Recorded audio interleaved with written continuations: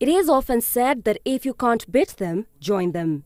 This is a situation that is now facing many countries globally as digital currency takes root.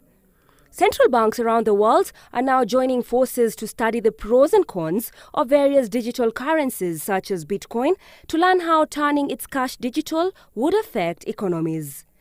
A conversation the Kenyan Central Bank is part of.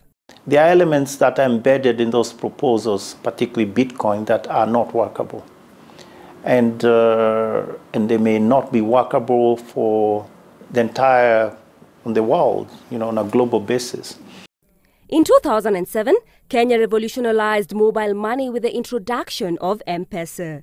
Since then, survey traders have been pushing the limits of commerce, as we know it, testing the theory of using a digital currency.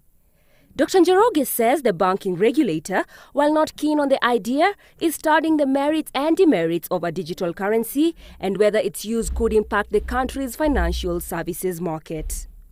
According to ICT Cabinet Secretary Joe Mushero, we are yet to learn from our past.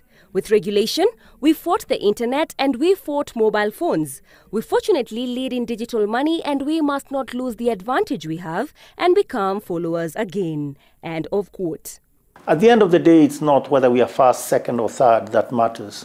What is most important is that we actually, in a decisive way, knowing the benefits and isolating the risks, can move in a particular way.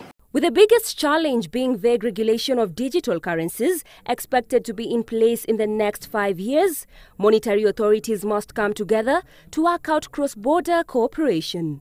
In the meantime, Governor Njoroge is of the opinion that banks can explore other options. One of the things we are telling our banks is we need to move on to financial inclusion 2.0, which is much wider than just, M-Pesa or any of these things.